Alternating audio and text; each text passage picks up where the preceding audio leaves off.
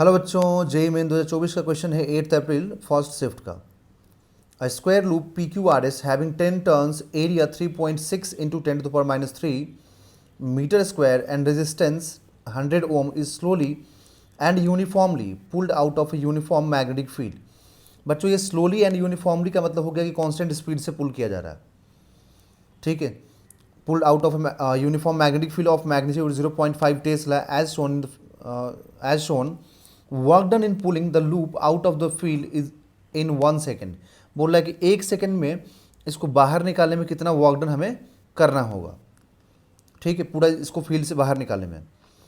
अब देखिए, यहाँ पर हम जानते हैं कि ये इलेक्ट्रोमैग्नेटिक इंडक्शन का क्वेश्चन हो गया कि जैसे जैसे ये लूप बाहर आते जाएगा, मान लीजिए अभी ये लूप ठीक है ऐसे है, जब लूप का इतना पोर्शन बाहर आ जाएगा, ठीक है, तो क्या हुआ कि सिर्फ इतना, ये जो है ना, सिर्फ ये वाला पोर्शन रह जाएगा फील्ड के अंदर और ये पोर्शन फील्ड के बाहर हो गया। मतलब जैसे जैसे ये लूप फील्ड के बाहर आते जाएगा वैसे वैसे जो इसका इफेक्टिव एरिया होगा, इस लूप का जो इफेक्टिव एरिया होगा मैग्नेटिक फील्ड के अंदर, वो चेंज होते रहेगा। क्योंकि देखिए अभी पूरा पूरा एरिया कंप्लीटली फील्ड के अंदर है, फिर इतना सा एरिया फील्ड के अंदर रहेगा, फिर जब ये आ जाएगा यहाँ तक तो फिर इतना एरिया फील्ड के अंदर हुआ और ये आउट ऑफ फील्ड हो गया। तो यहाँ पर क्या हुआ कि चेंज हो रहा है। ठीक है, तो सबसे पहली बात कि जो फैराडेज का लॉ है, उस लॉ के अकॉर्डिंग जो इंड्यूस्ड ईएमएफ डिफाइन किया गया है बच्चों, इंड्यूस्ड ईएमएफ क्या डिफाइन किया गया है, तो इंड्यूस्ड ईएमएफ डिफाइन किया गया है कि rate of change of flux is called induced EMF.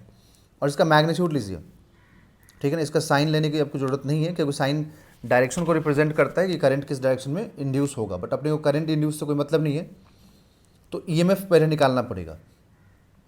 अब यहाँ पर फ्लक्स तो चेंज हो रहा है, देखिए यहाँ पर फ्लक्स चेंज हो रहा है, बट फ्लक्स का जो फॉर्मूला होता है ये होता है B A cos theta, where B is magnetic field, A area loop का, और थीटा हो गया angle between area and magnetic field.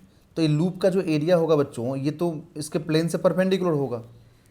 ठीक है ना, प्लेन से परपेंडिकुलर हो गया। तो प्लेन से परपेंडिकुलर बोलने का मतलब कि यहाँ पर जो यहाँ जो एंगल होगा वो 0 डिग्री होगा, क्योंकि मैग्नेटिक फील्ड भी प्लेन से परपेंडिकुलर है और एरिया भी प्लेन से परपेंडिकुलर। ठीक है, तो ये चीज़ यहाँ पर होगा।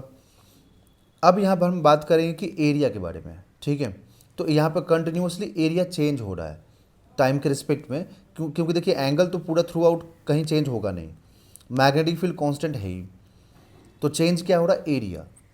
ठीक है ना, एरिया चेंज हो रहा है। तो कितने टाइम में चेंज हुआ पूरा एरिया, तो पूरा एरिया चेंज हुआ है बच्चों 1 सेकेंड में, क्योंकि आउट ऑफ फील्ड निकाल दिया है 1 सेकेंड के अंदर। मतलब कंप्लीटली, अभी ये कंप्लीटली फील्ड के अंदर है, 1 सेकेंड के बाद कंप्लीटली फील्ड से बाहर हो जाएगा।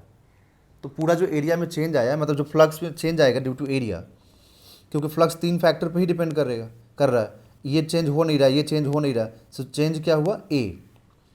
तो पूरा जो एरिया में चेंज आया, पहले अंदर में फिर बाहर में, वो सिर्फ 1 सेकेंड के अंदर आया।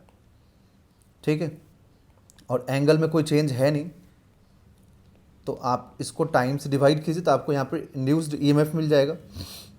और जब इंड्यूस्ड ईएमएफ मिलेगा, ठीक है, और एक चीज़ और भी है, नंबर ऑफ टर्न्स भी दिया हुआ है। नंबर ऑफ टर्न्स कितना है बच्चों, 10 है। ठीक है, तो नंबर ऑफ टर्न्स यहाँ पर दिया हुआ है 10, मैग्नेटिक फील्ड 0.5 है, एरिया 3.6 इंटू 10⁻³ है, एंड कॉस थीटा कितना है, 0 डिग्री, तो कॉस 0 का वैल्यू कितना हो जाएगा, 1, और टाइम कितना है, 1 सेकेंड है। क्योंकि इंड्यूस्ड ईएमएफ निकलेगा तो फिर करंट निकलेगा तभी जाकर के आप वर्क डन बता पाएंगे।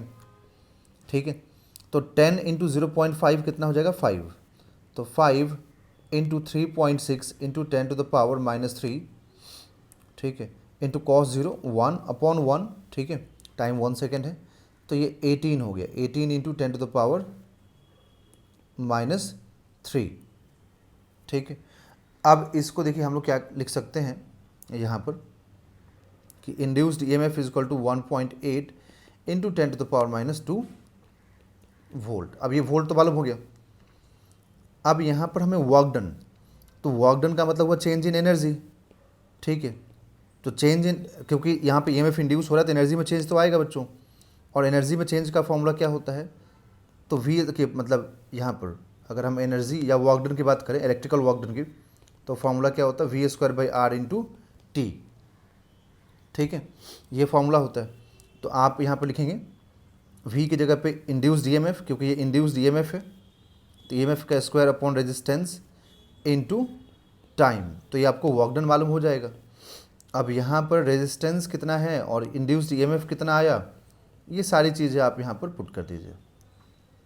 रेजिस्टेंस कितना है, 100 है, कितना टाइम है, कितने टाइम में बाहर निकाला इसको, 1 सेकेंड में, तो आप इसको 1 सेकेंड पुट कीजिए। 1.8 का होल स्क्वायर करेंगे तो 3.24 आएगा, इंटू 10⁻⁻4 डिवाइडेड बाई 100 है, टाइम 1 सेकेंड। तो यहाँ से जो वर्क डन आएगा ये आएगा 3.24 इंटू 10⁻⁻6 जूल। ठीक है, तो अब कंपैरिजन करें अगर हम लोग, तो कंपैरिजन करके, क्योंकि बोला गया ना यहाँ पर कि equal to dash dash into 10⁻⁻6 joule, तो ये डैश मान लीजिए x है, तो x पूछ रहा है, तो x कितना हो गया 3.24। ठीक है, तो अब इसको अगर एग्जैक्ट मतलब 3.24 हुआ, बट अगर इसको x को अगर हम अप्रॉक्स में लिखें राउंड ऑफ करके तो 3 आएगा। ठीक है, तो इसका आंसर क्या होगा 3, मतलब यहाँ पे आप क्या फील करेंगे 3 इंटू 10⁻⁻6, तो आंसर होगा 3।